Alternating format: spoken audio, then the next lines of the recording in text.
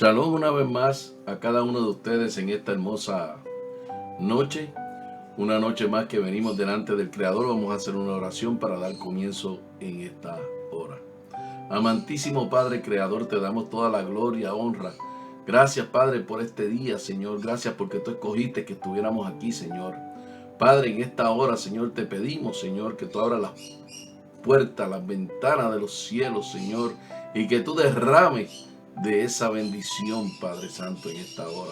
Que tú traigas ese aceite fresco, ese vino nuevo, Padre, en esta hora, Señor. Y que estas palabras no sean de confusión, sino de exhortación y abrir nuestros ojos y poder hablarle a los otros. En el nombre de Yeshua. Amén.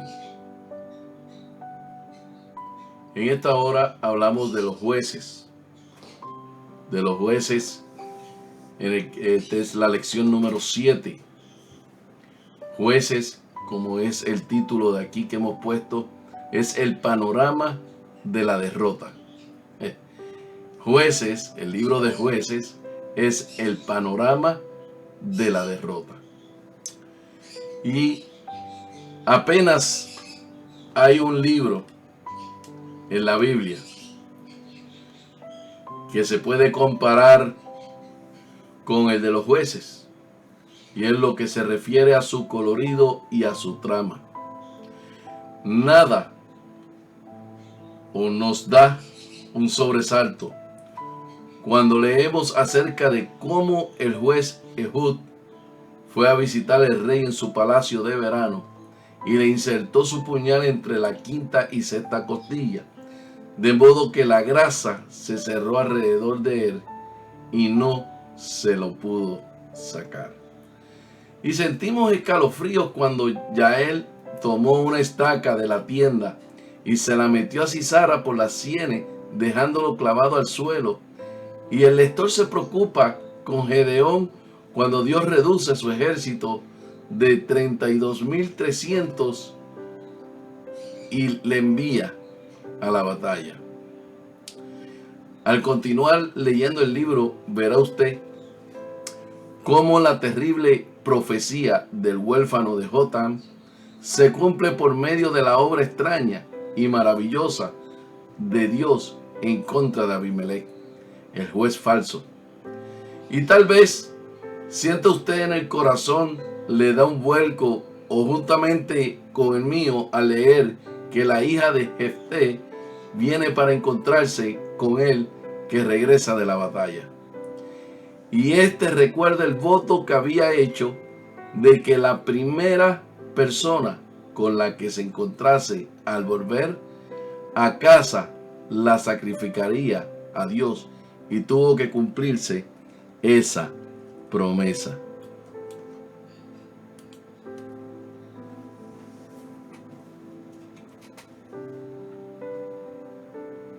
Amén, hermano, vamos aquí, ¿verdad?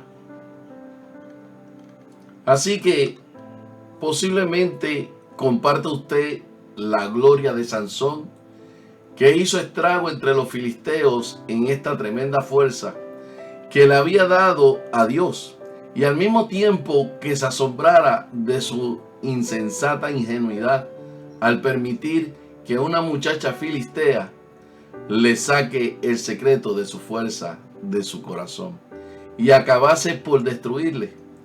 No hay duda de qué sentirá usted repugnando por la perversión benjaminita que marca el que es posible el más oscuro de todos los capítulos de la historia de Israel. Es, por no decir otra cosa, un libro sumamente interesante de leer, pero una perspectiva más amplia, y es esencialmente la historia de una nación que se deteriora, y como tal es una imagen del deterioro que también se produce en la vida del creyente. Lo interesante tanto del libro de Josué como el de los jueces es que los dos tienen lugar en la tierra de Canaán, a la luz de la revelación del Nuevo Testamento, del Brit Hadashah, del pacto renovado, que ha llegado hasta nosotros todas estas cosas, aunque son relatos de buena fuente acerca de la historia misma, sirve sin embargo un propósito dual como imágenes de los encuentros espirituales que habremos de tener. Primera de Corintios capítulo 10 versículo 11 dice: estas cosas, como dice el apóstol Pablo, están escritas para nuestra instrucción. Así que, hermanos, el libro de los Jueces, cuando usted se sienta a leerlo, es muy bonito, es muy hermoso. Puede buscarlo en nuestra página. Denme un segundito, hermanos. Denme un segundito.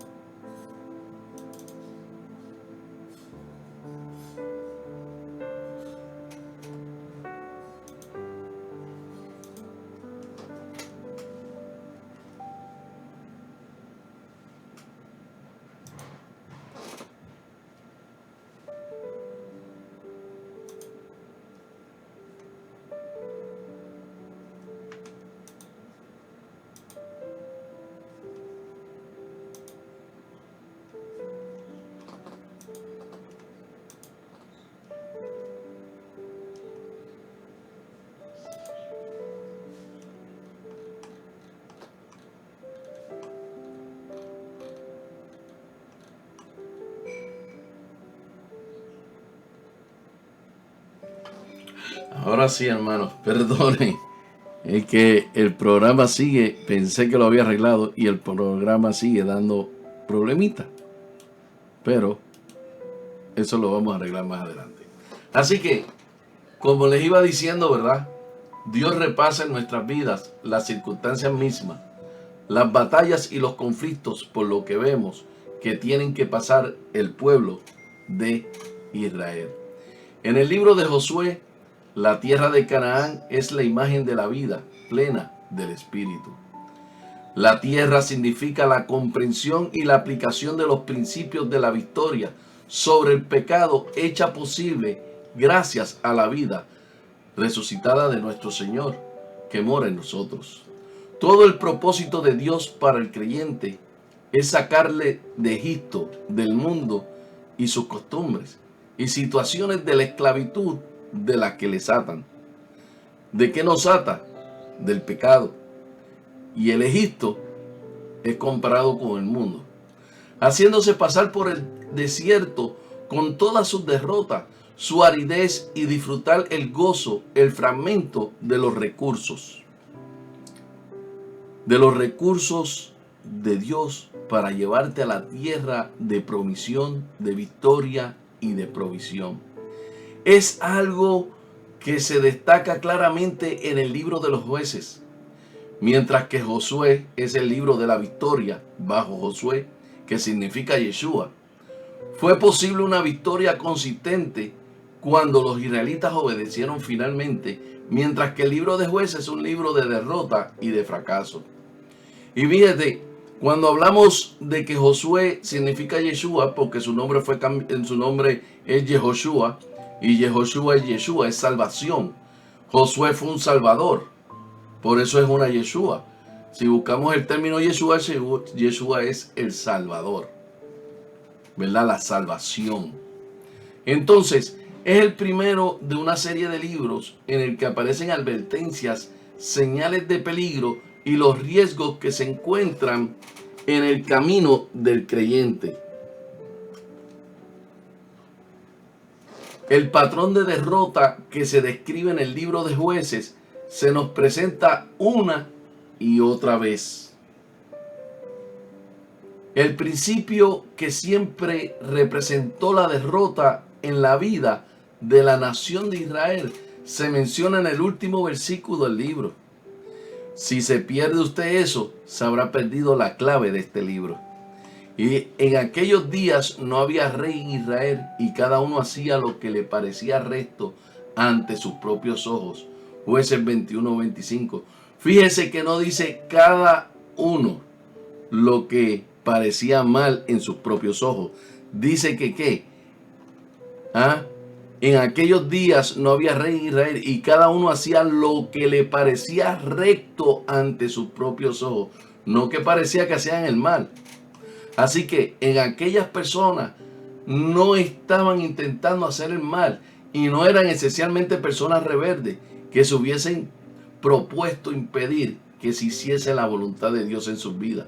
La causa repetida del riesgo en este libro de los jueces puede expresarse sencillamente de este modo. Estaban siempre cometiendo desatinos y relacionados con lo sagrado. Es decir, cometían errores siempre con la mejor de las intenciones y cuando las pretendían era hacer el bien, pero acababan haciendo el mal. Y puedo decir que no hay una situación que suceda con más frecuencia en mis sesiones, ¿verdad? He oído muchas veces gente decir, no sé lo que salió mal, mi intención era hacerlo bien, hice lo que creí mejor, pero parece como si todo hubiese salido mal. Ese era el problema del pueblo de Israel en el libro de los jueces.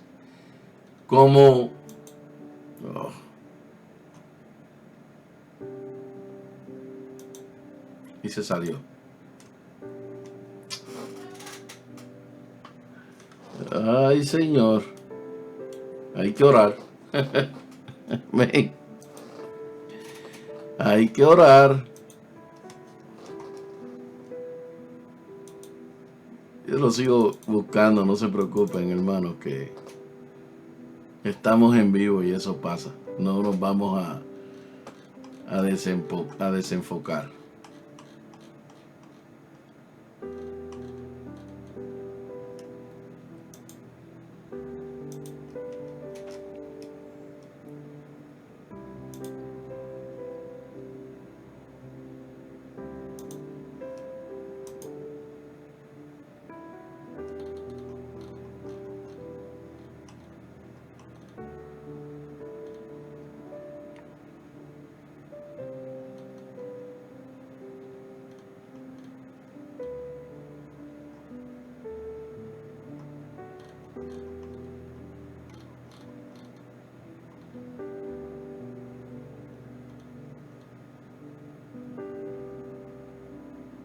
Ahora sí.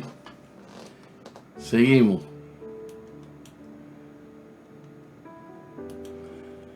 Así que en aquellos días no había rey en Israel.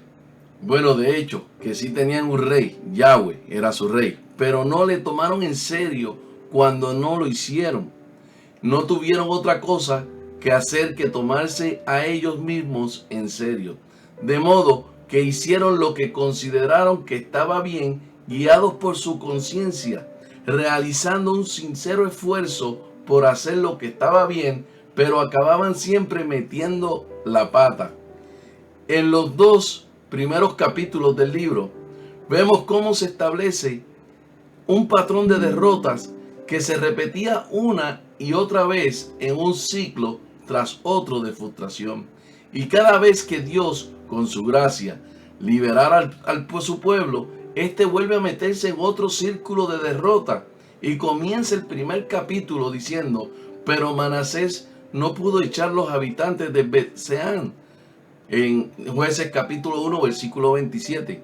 La desalentadora historia de derrota que nos cuenta el libro de Jueces es algo también que sucede en la tierra, que es sencillamente una indicación de que la victoria en la vida del creyente no es algo automático.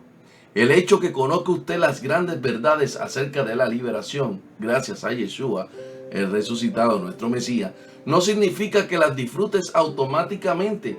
Y este es uno de los mayores problemas que los que tienen que luchar los creyentes. Están convencidos de que debido a que han llegado a un punto en el que entienden que tal vez por primera vez las grandes verdades liberadoras de los romanos en el capítulo 6 y al 8, que estas verdades funcionarán automáticamente en sus vidas, pero se llevan un gran chasco, un gran susto, al descubrir que a pesar de conocer la verdad, no es muy visible en su experiencia. Puede haber una gran distancia entre lo que sabemos y lo que ha hecho experimentamos. La tribu de Manasés no obedeció a Dios cuando les mandó a llegar a la tierra, que se echasen todas las tribus de los cananeos. Vamos a ver qué dice el versículo 29. Tampoco Efraín pudo echar los cananeos que habitaban en Geser, sino que los cananeos habitaron en medio de ellos, en Geser. Tampoco Zabulón pudo echar los habitantes de Quitrón, ni los habitantes de Nahal. Los cananeos habitaron en medio de ellos. Y nuevamente nos dice en el versículo 31, tampoco Aser pudo echar los habitantes de Aco, ni los habitantes de Sidón, ni los habitantes de otros pueblos. Vean lo que dice el versículo 33. Refiriéndose a Neftalí, que no es el hombre de un jabón, sino de una tribu de Israel. También Neftalí pudo echar a los habitantes de Bet-Semes, ni a los de Bet-Anán. Los amorreos empujaron a los hijos de Dan, haciéndoles que se retrajesen al territorio montañoso, no permitiéndoles que descendiesen a la planicie. Ese no fue más que el principio de la historia de la derrota de Israel. No se tomaron a Dios en serio con respecto al peligro que representaban para ellos, sino que habitaron entre ellos. Dios les había dicho, sin embargo, que debían de echar a cada uno de los habitantes de estos pueblos cananeos. No debían mezclarse con ellos, ni tener nada que ver con ellos. No debían de casarse con ellos, ni asociarse con ellos. Pero cuando Israel entró en alguno de estos pueblos, en lugar de entablar un conflicto armado contra ellos, entraron e investigaron la ciudad y lo que vieron les pareció un tanto inocuo. Y se va a ir otra vez. Los pueblos no le parecieron especialmente peligrosos a las personas. Parecían buena gente. De modo que dijeron, os dejaremos permanecer en este pueblo y construiremos otra ciudad aquí cerca. Permitieron a estas tribus quedarse con sus pueblos entre los pueblos y las ciudades de Israel y se conformaron con algo que no era la victoria total. ¿Ha hecho usted eso alguna vez? Como creyente, ¿se ha sentido satisfecho en su vida con algo que no fue la victoria total? ¿Ha dejado usted, por ejemplo, de fumar, de beber, cualquier de esas horribles costumbres que tenía antes de ser creyente? Pero cuando se trata de cosas como un mal genio espantoso, o la preocupación, o la confianza en sí mismo, o el orgullo, se ha dicho a sí mismo, bueno, la verdad es que he mejorado tanto en lo que acostumbra a hacer comparación. Estas no son más que cosas tribales. Sin dudas, hermano, no se va a meter conmigo por estas cosas. ¿Y permite usted esas cosas sigan existiendo en su vida? Erigiendo defensas y protegiéndolas con excusas como, después de todo, soy irlandés, o soy un humano, o toda mi familia lo hace. Es mi manera de ser y tendréis que aceptarme de ese modo. ¿Se está usted conformando con menos que la victoria total? Echemos un vistazo al próximo paso en este proceso. En el capítulo 2 nos encontramos con la gracia de Dios al advertirle acerca de los resultados de esta práctica. Mire, en el capítulo 2 de Jueces, versículos 1 y 2 dice, el ángel de Yahweh subió a Gilgal a Boquín y dijo, yo os saqué de Egipto y os introduje en la tierra cerca de la cual había jurado a vuestros padres diciendo, no invalidaré jamás mi pacto con vosotros, con tal que vosotros no hagáis ni una alianza con los habitantes de esta tierra, cuyos altares habréis de derribar. porque habéis hecho esto. Dios les advierte y continúa diciendo, porque habéis hecho esto. Por eso yo digo también, no los echaré delante de vosotros, sino que os serán adversarios y sus dioses os servirán de tropiezo. ¿Y qué hizo Israel? Los hijos de Israel hicieron lo malo ante los ojos de Yahweh. Sirvieron a los Baales, abandonaron a Yahweh, el Dios de sus padres, que lo había sacado de la tierra de Egipto, y se fueron tras otros dioses de los pueblos que estaban a sus alrededores, a los cuales adoraron y provocaron ira de Yahweh. El próximo paso fue la idolatría, que practicaba abiertamente. Los Baales, Astartés, eran dioses de la tribu de Canaán, y Baal era un dios hembra. Eran dioses de la fertilidad, y casi podemos ver con qué facilidad se produjo esta idolatría. No era la intención de los israelitas caer en ella, pues sabían que Dios le había mandado a que no se inclinasen ante un Dios.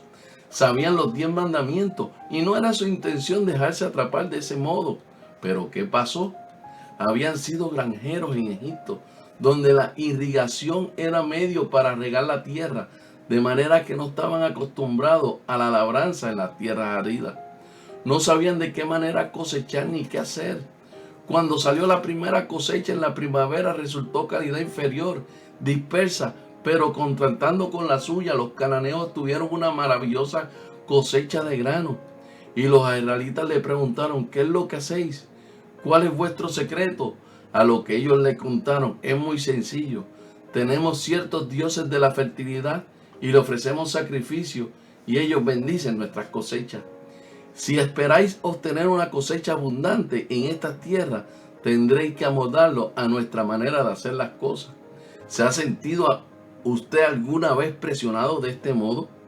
¿Le dice alguna vez que usted, alguien si quiere estar avanzar en estas compañías, tendrá que usted dejar al lado alguna de sus ideas religiosas?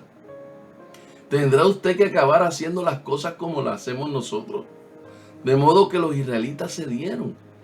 Como es natural, juntamente con este consejo, los cananeos les enseñaron cómo plantar sus cosechas, cómo fertilizar la tierra y otras cosas. De modo que la primavera siguiente, como no, después de haberse inclinado ante dioses de los cananeos, se encontraron en una cosecha estupenda. Y los israelitas dijeron, debe de haber cierta verdad en cuanto al tema de la fertilidad. Más vale que adoremos a estos dioses después de todo. Así que abandonaron al Dios de Israel y se inclinaron ante los Baales y los Astartes.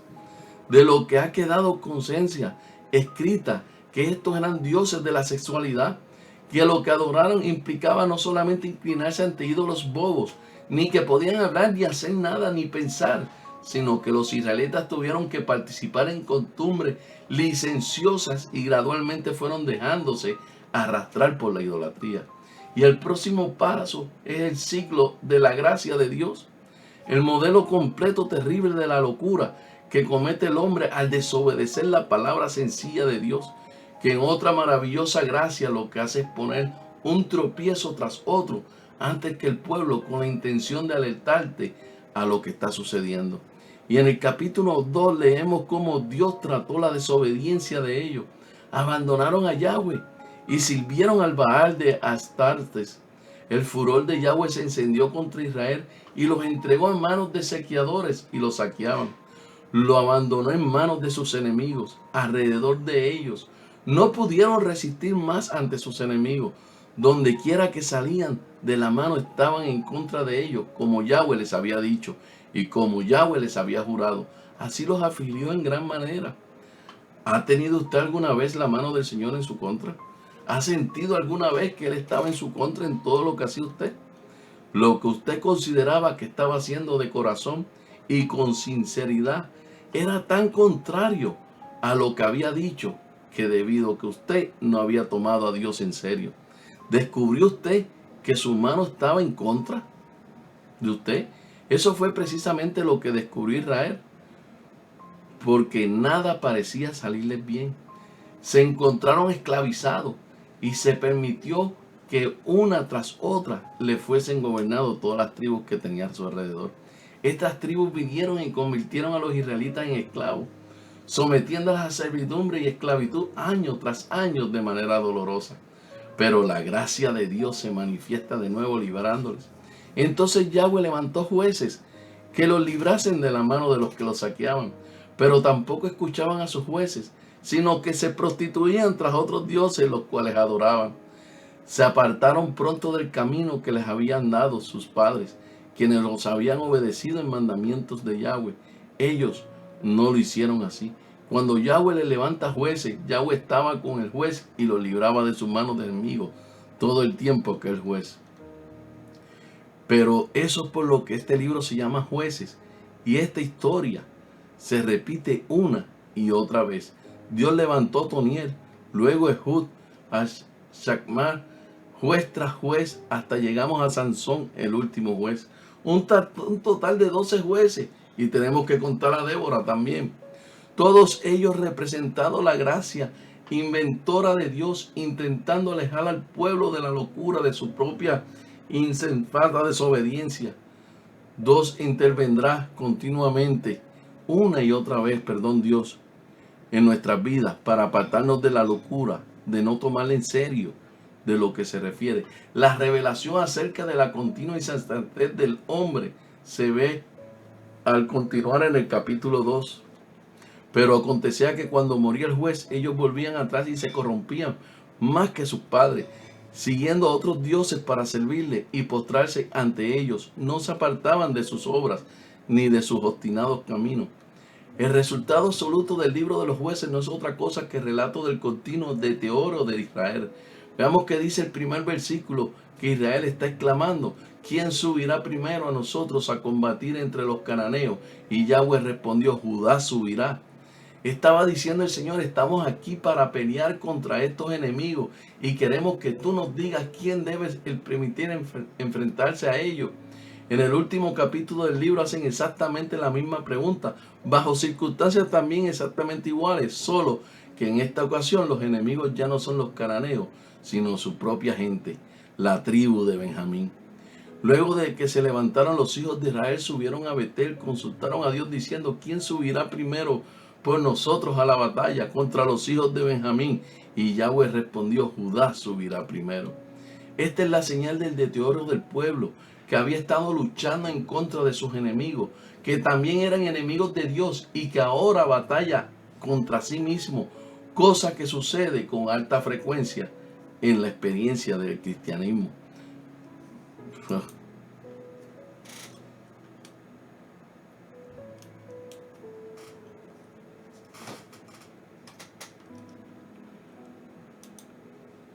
Tengo que corregir eso, hermano.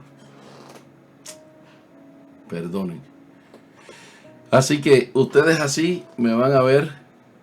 No lo voy a poner para ver si no se va. Perdónenme.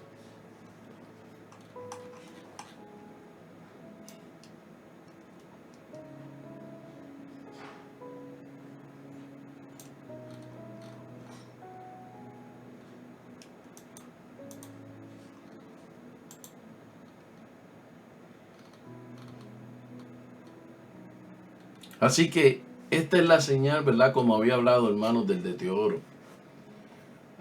Seguimos leyendo este libro. Se dará usted cuenta de que cada siglo el modelo es exactamente el mismo, haciendo que caigan cada vez más bajo hasta que por fin salen después del oscuro y repugnante episodio, que describen que los dos últimos capítulos, la perversión de los hijos de Benjamín.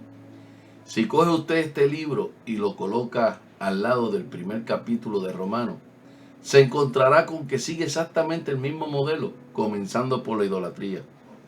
Pablo dice: porque lo que Dios se conoce evidente entre ellos, no puede Dios hizo fuese evidente.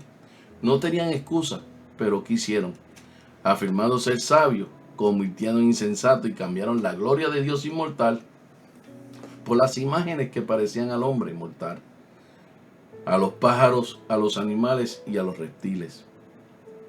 Romanos capítulo 1, versículo 19 al 23. Es decir, por la idolatría. Entonces se encontrará usted con que se alejaron de Dios de tal manera que, como dice, Dios se dio por vencido y respeto a ellos. Se menciona en 3 ocasiones que se entregaron a sus costumbres licenciosas, hasta aprendieron a practicar la perversión entre ellos mismos, llegando al nivel más bajo de la locura humana.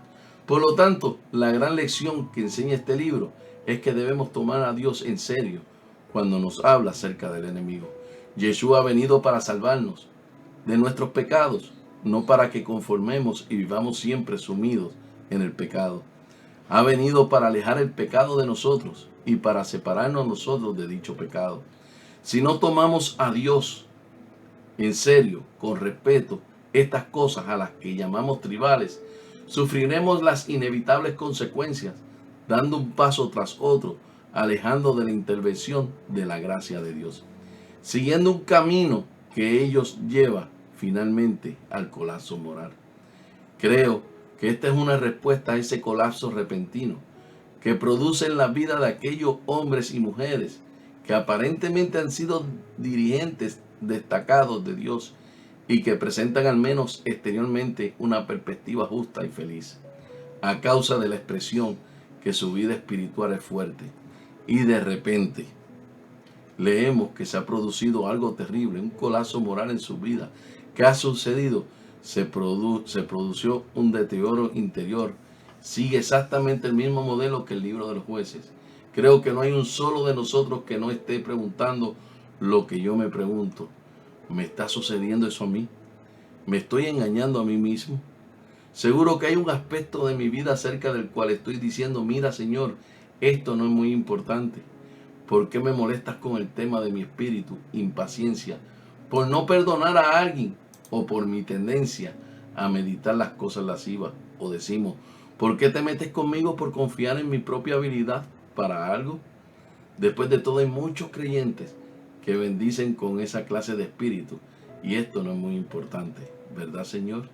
Si esa es mi actitud, me estoy exponiendo al peligro y descubriremos que a menos que preste atención a la gracia de Dios, que interviene a mi favor, y a menos que escuche su voz, que está advirtiendo, descubriré antes o después, como sucedió en Jueces, que mi vida es una ruina moral. Mi esperanza que al leer este libro tal y como Dios quisiésemos, nos veamos a nosotros mismos reflejando y permitan que recuerde que también nuestro próximo libro es el de Ruth. Este es uno de los libros más hermosos de la Biblia y aconteció durante el mismo periodo del de los jueces. Así que, shalom en este momento, en esta hora, en este minuto.